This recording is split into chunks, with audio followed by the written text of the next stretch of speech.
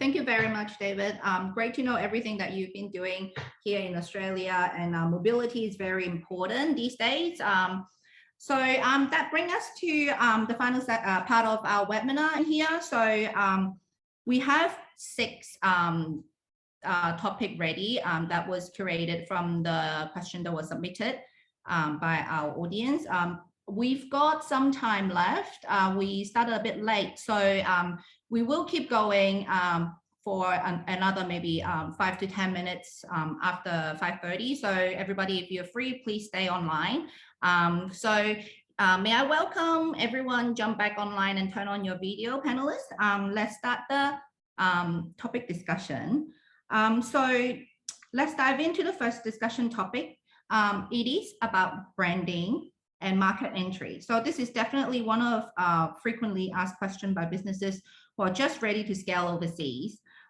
So when considering a market entry, any tips on translating the brand DNA into local culture, and what role does the people-to-people link play when expanding overseas? Maybe we'll start with Garish.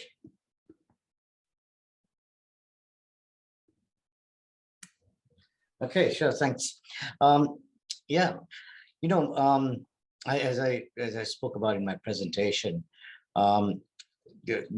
when considering market entry, we follow our demographic from Hong Kong. We started in Hong Kong, and we very much followed our demographic, and that was Australians, and that's how we got into Australia.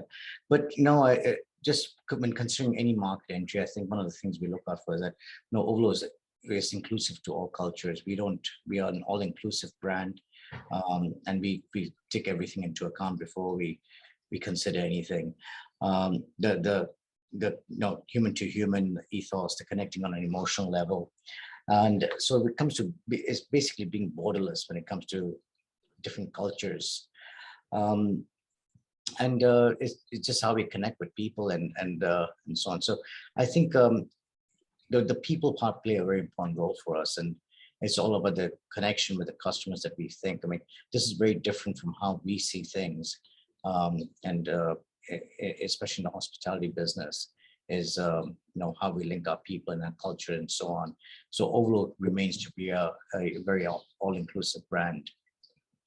Yeah, so I also recap from your presentation that 25% of your audience are actually Australian. And yeah, you sort of just follow the market and let the consumer take where Ovolo should be, and you just follow them, and you just sort of have your expansion there, listening to your customer and the market. That's right. Absolutely. That's exciting. David, do you have anything to add to this topic? Okay, I'll keep it short. I think in the 2 businesses that I talked about, in both railway and property, obviously our brand DNA is important, but let's be frank about this. Our brand DNA worked for Hong Kong. This is where we started. Hong Kong is a very small city, and land resource is scarce. So I cannot imagine the day when I can erect a 65-story residential tower on top of a railway depot in Australia that people will be queuing up to buy it and to come to live in it. So it's a case of understanding the culture and in providing products that will also have a local market DNA and not just my own brand DNA to make it successful. I think the important thing is the integration of travel together with lifestyle, together with your home. Yeah. I always talk to people about, the third place in life when I talk about shopping mall.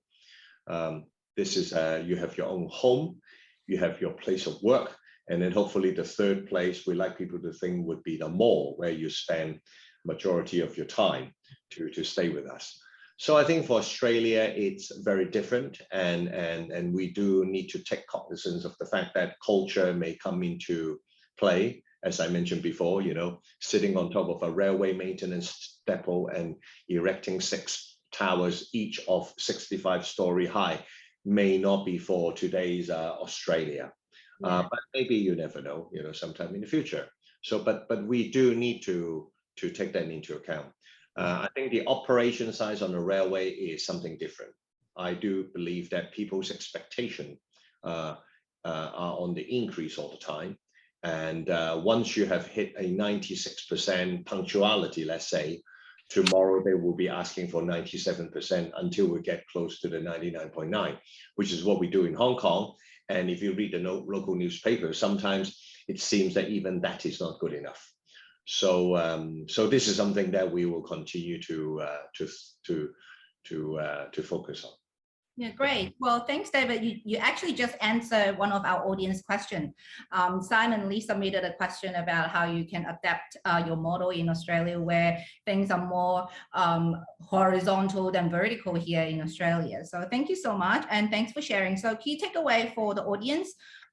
It is always about understanding your strengths and what you stand for, identifying the market and people you serve, and make sure you're constantly creating value. So if you're entering a new market, I think having good partnership will help you along the way as well.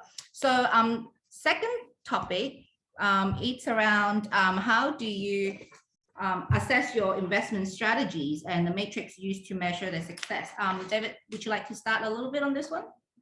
Okay, we do invest.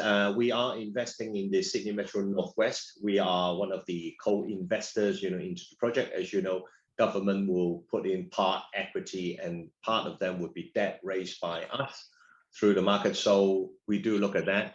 And how do we measure success? This is a difficult question, because I think in the old days, people will only measure success by the bottom line. How much return you give to your investors, your shareholders. Nowadays, I think there are more that one needs to measure.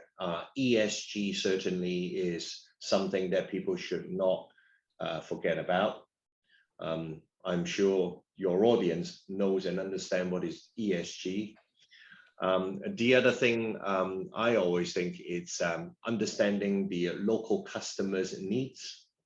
I think it is also a way to measure customer satisfaction, and therefore you get brand recognition, you get brand reputation. I think is very important. So it's no longer just the profit. It is all about what you do for the planet, what you do for the society, what you do for certain social groups in society. That matters. And then finally, what you do for your own brand. If you have certain investment on a particular project, the success that you should look for would be in those three big areas. So on that basis, maybe I wouldn't be building residential towers in Australia along railway lines. Maybe we should build more swimming pool, citing the Olympic success of the Australian swimming team. This is to be in line with their local culture is something that one should think about as a case in point. That's great. Garish, any insights? Sure. So we're very different from the railways that David runs. And of course, a lot, the quantum of investment is, of course, a lot larger. But one of the things about OLO is that we own and operate, we own every single asset that we operate in. So we don't follow a traditional hotel model where you're the management of the property. But we actually own the real estate. So it's a very different approach that we've taken. And I think that has helped us a lot, because we've been able to shift and move and change according to the market a lot faster than rather than just being a management company would have been able to do. So this has clearly helped us a lot. And I think the measure of success is really, I'll give you an example. When the second property I was buying in Australia was in Sydney, and I was looking at the Woolloomooloo property, and this is a hotel that's been there for some time, and it has been run by two large chain groups before me, and they're both unsuccessful in that location. And it's right on the water. It's literally a 7, 8, 10-minute walk to CBD. So really very, very good location. But when I went to approach the banks for a loan on this, it was clearly they were looking at me and said, "Look, Ovolo, you're a small brand, and you've got 2 big chains that have failed before you, and that's why it's on the market." And it's very hard to explain to the banks and say that, hey, you know what, you've got a very different vision for how the property has to run.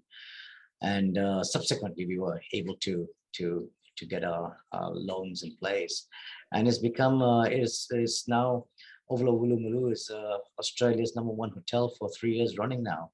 So we're very proud of that fact. And it's just these kind of things that you're able to see something that others cannot see, and so we use that. And it's, I think, also the impact you make on a community, how we've transformed the property, how we brought the whole community into it.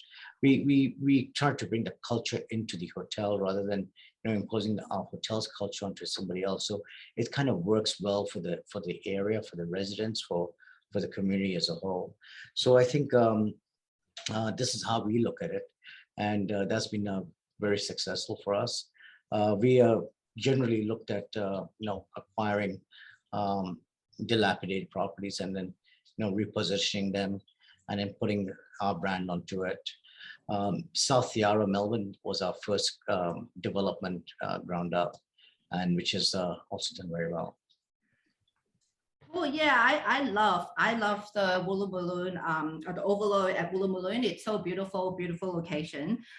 Thank you, panelists.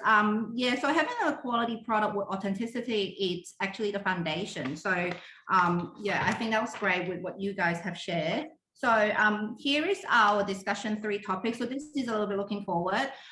So things are moving so quickly, and there's new episode every day. So being agile and adapting to new changes are like business 101. What's your outlook on business? Are you expecting any drastic changes that would disrupt the consumer or market expectation in your sector? What's the sector of interest in the next 3-5 years, and especially on tourism and hospitality industry post-COVID? Yeah, maybe Garish, just a little bit on this, if you may. Sure.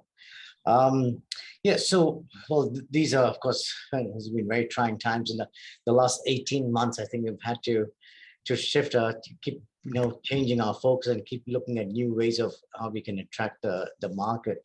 I would say the next couple of months, we're really tied in the hands of the government. It's really the changes the government bring about, of the policies that they put into place. For example, in Australia, once the states open up, business will start to resume and people can travel across straits. Right now, it's just limited to some states that are still open and some that will open soon. So when you can't move around, there's not much you can do. But I think, look, if you take in a long-term point of view, I think one of the areas that I think we are, I think we're hotels where we have event spaces. I think this is an area of concern because I don't see event spaces or conference facilities taking up as fast as they were before.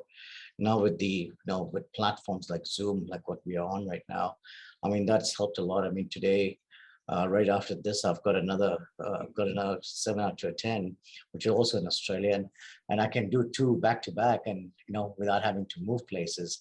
Now, this would not have been possible earlier on, and you'd be required to be present on stage. So I think this will change a lot of what we are looking at and how we do things. But one thing I do have to say is that I think the boutique hotels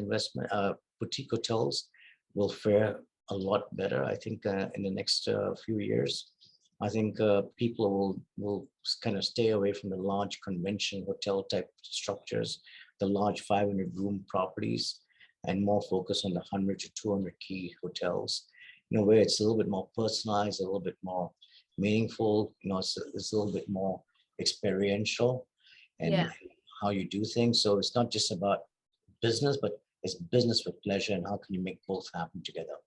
So this is what we see. Yeah, cool. So David, what about MTR? How do you keep cities moving under the current backdrop, and what's your outlook into the future? We are keeping cities moving okay, but the problem is that I think we're not used to running empty trains, of the lockdowns and everything. I think the question is a very good one, because I am sure that all companies, government are asking the same question. Post-COVID, do we see a new normal? How will consumer behavior change? How would people's behavior change? But the first of the questions would be, when will post-COVID come? That is the million-dollar question, and whether there will ever be a post-COVID, or whether we are living with this for a very, very long time and become part of our life that we need to accept, just like all the other infectious diseases that is around us. Second one, the new normal, I think the question in here, you say, especially for the tourism and hospitality industry, my answer to that would be, I think, yes, there is bound to be an effect on the tourism industry. In Hong Kong, we are forecasting, even when all borders are open, it probably will take a number of years before the traffic climbs back to pre-COVID days. It will be anybody's guess, you know. And then finally, you are now seeing more and more companies announcing working from home as a standard employment feature, right? You now can have an employment contract whereby flexi hour, working from home, you know, can feature in there. And I don't want to mention names, but two very, very large international banks, you know, a few months ago actually announced, if you wish to elect to work from home, I will come to your home and I will install all the infrastructure to enable you to work from home. Yeah. So I think we should brace ourselves for impact that even when all the borders are open, and when we do get to, and it's a question of when, the so-called post-COVID, what will happen? You know, I think a lot of the travel will be curtailed. I think people will continue with a new style of living. Probably garish, apart from benefiting from using his hotels as quarantine hotel, I think the new normal would be people would do more staycation. I don't know whether it is a term that you use down in Australia, but in Hong Kong, right, some hotels are full because we can't travel. People just go to a local hotel and pretend as if they have already traveled, and a few friends will go there and rent a room and dine in a hotel, swim in a hotel, and have a party in the hotel. So these change of lifestyle probably will stay with us for some time to come. And I think for MTR being a very big in shopping center and in the mobility industry, we are certainly bracing ourselves for a structural change to customer behavior, and we do need to adapt and act. Cool. Yeah, like the good old saying, when there's changes, there are opportunities. So I think it's important for business to take the opportunity to really look at the customer experience and how they can enhance that through technology or reinventing the business offering that touches people. It's all about great experience. Okay, I think first of all is market availability. Yeah, Australia is a country whereby the rail industry is about to embark on a high-speed expansion path, and therefore being a leading constructor and operator of railway lines, naturally it is a market that we wish to participate, to invest, and to share our good experience. So unlike many other countries around the world, perhaps the rail infrastructure investment is being curtailed by government. So Australia, I think, to start with, has that advantage. Secondly, I think you will find that because of all these competing projects happening all around the same time, both up and down the country, and I am talking about those in Melbourne and those in Sydney, there is also a pressure for Australia in terms of resources. How do you resource up people to run new railway lines, resource up people to build, to construct new railway lines? And also, I think in the last 18 months, you will see that your borders being closed. So where do you can't even import talents from overseas to help you to build these new railway lines. So I do see that there are certain complementary advantages, you know, for MTR to be able to be lent to Australia for the time being because of this expansion. I know that we operate in a highly densely populated market, and Australia, I think, is a far more horizontal, but still it does not get away from the fact that people has expectation. I mean, I joked earlier on that I may not want to live on top of a rail depot and climbing 65 stories residential tower, but I would still probably quite like a station which is designed to give me decent access into commercial or residential facilities, whereby when it's raining outside, when it gets very, very hot outside, I can still enjoy a decent environment to move around, using your word, the mobility. So maybe Australia, we can think about the last mile, rather than just in Hong Kong, we are connecting communities with our railway, but maybe a railway will take you somewhere, but we can also think about the last mile. Once you get to the railway station, the last mile to go from rail to home, again, is something that I'm sure that one can look at. Yeah. So I think to sum up, Australia is a very attractive market for MTR. We do believe and we feel that we have a lot to offer, both in terms of our balance sheet, our operational track record, our very, very unique rail plus property value capture model.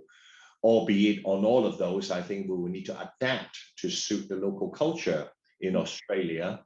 It cannot just cookie cut what we do here in Hong Kong and put that in Australia. I think the two places are very, very different, and the cities are very, very different. The demographics are very different. So we need to be sensitive and be totally and fully aware of that when we come and work over there. Yeah. Well, you seem to understand Australian culture very well, and I think that's that's just say that, you know, the Hong Kong-Australia relation is actually very strong, and I believe that the success of both MTR and Overload in Australia is actually a strong testament to this relationship. So thank you so much, David, for joining us today,